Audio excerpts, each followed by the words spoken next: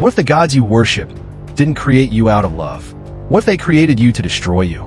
Welcome to Prometheus, a film that doesn't just ask where we come from. It dares to ask, why were we made, and why were we abandoned? It begins before history, before language, before Earth even had a name. A lone figure stands atop a cliff, staring into the violent spray of a waterfall on an alien world. His skin is pale like ash. His features carved, ageless. He is not human. He is an engineer. In his hands, a small obsidian cup filled with a thick, black fluid that glistens like oil under an alien sun. He drinks. The liquid flows down his throat, and almost instantly, something begins to go wrong. Horribly wrong. His veins blacken. His muscles convulse. His cells collapse inward, unraveling strand by strand. But this isn't destruction, it's transformation. He stumbles into the waterfall. His body dissolves into the water. And there, in the chaos, life begins. Was this a sacrifice or a calculated act of Genesis? Thousands of years later, in 2089, a discovery rocks the world. In the Highlands of Scotland, archaeologists Elizabeth Shaw and Charlie Holloway explore a cave untouched for eons. On the walls, cave paintings, primitives pointing to the stars. But this isn't the first. Identical star patterns have been found in ancient sites across Earth. Mesopotamia, Egypt, Mesoamerica. Cultures with no connection, no contact. And yet, the same map, the same message. What if it's not an invitation? What if it's a warning? Cut to 2093. The spaceship Prometheus speeds through space like a silver blade. Destination, LV-223. The coordinates taken from those ancient star maps. On board, 17 crew members, locked in cryosleep, all dreaming, except one, David, the android, the Watcher.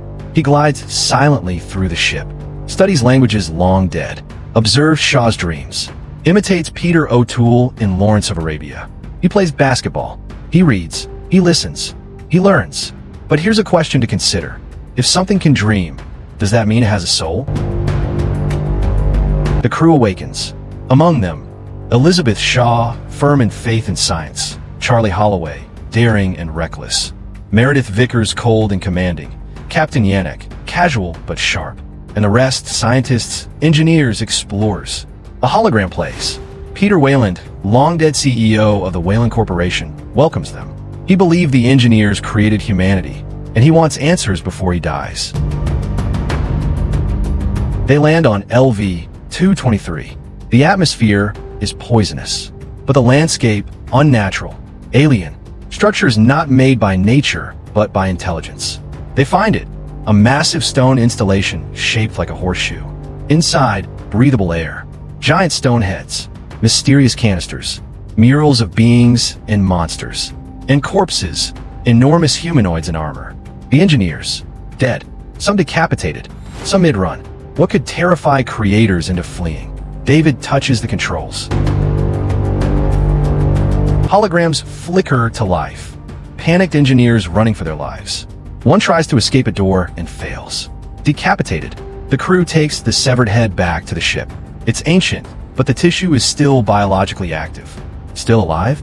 They try to reactivate it. Electric pulses surge through it. For a brief, horrifying moment, the face contorts. The mouth opens. It screams, then explodes. Meanwhile, David is up to something.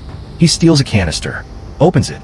Inside, a black liquid, writhing and shifting. He laces a drop in a Holloway's drink. Why?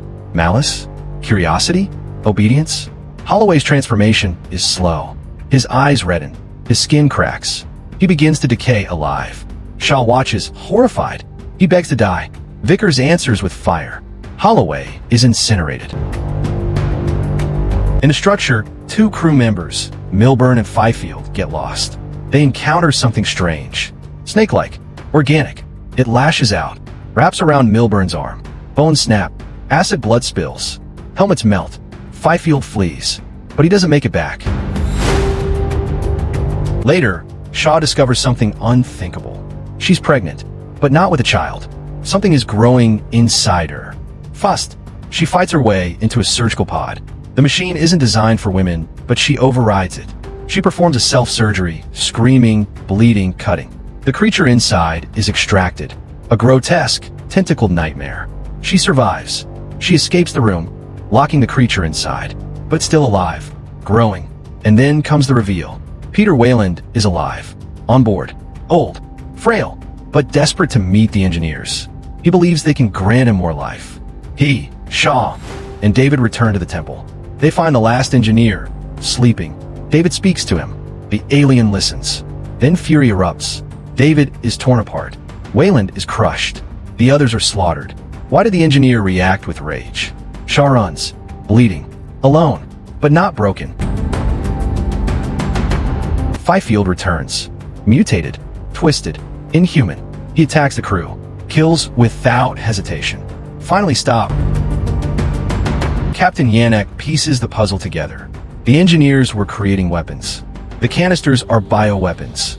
The ship, still functional, is set to launch. Destination, Earth. They weren't coming to visit. They were coming to cleanse. Yannick makes a decision. He and 2 crew members crash Prometheus into the alien ship. A final stand. The explosion rocks the valley. The ship crashes. Earth is saved, but it's not over. The engineer survives. He comes for Shaw. She lures him into the med bay, where the creature she birthed now waits. Massive, tentacled, ravenous. It attacks, overpowers the engineer, forces something down his throat, and then stillness. Shaw retrieves David's severed head. Together, they locate another engineer ship. She doesn't want to return to Earth. She wants answers. She flies toward the stars. Behind her, the engineer's corpse convulses. Something claws its way out. Teeth, claws, a hiss like death itself. The first xenomorph is born. But there's one last twist. Inside the ruins of the crashed Juggernaut ship, deep in the catacombs, other canisters begin to leak. Slowly, quietly, the black liquid spreads. Something stirs in the darkness. And far above, another signal pings into space. Meanwhile, above the planet, the remnants of Prometheus burn like a falling star. And a single transmission echoes from the derelict ship. David's voice, speaking in engineer tongue. But who is he speaking to? And now consider this. What if David isn't just speaking to someone, but summoning them? What if Shaw isn't escaping, but flying straight into the heart of a nightmare? What if the black liquid is evolving? So now ask yourself, were we made to be erased? If our creators turned against us, is survival even part of the plan? Would you journey across the stars, knowing you might find your own extinction? What secrets did the engineers bury so deep? Only monsters could unearth them. What's inside those other canisters? What other horrors were left behind, sleeping beneath the sand? Will Shaw uncover the truth, or become part of it? Did Wayland's search for godhood doom humanity to be replaced by its own creations? And if the xenomorph was born from an engineer, what happens when it finds a human host? If you stayed with us through this unraveling descent into alien gods and ancient secrets, like the video, drop a comment. Tell us, would you still seek your creator if you knew it wanted you dead? And hit that subscribe button to join us at Recap Scope, where the truth doesn't set you free. It pulls you deeper. Because out here, in the stars, the answers don't bring peace. They bring terror. And the question remains, what's waiting on the next planet? Will we still be the hunters or the prey?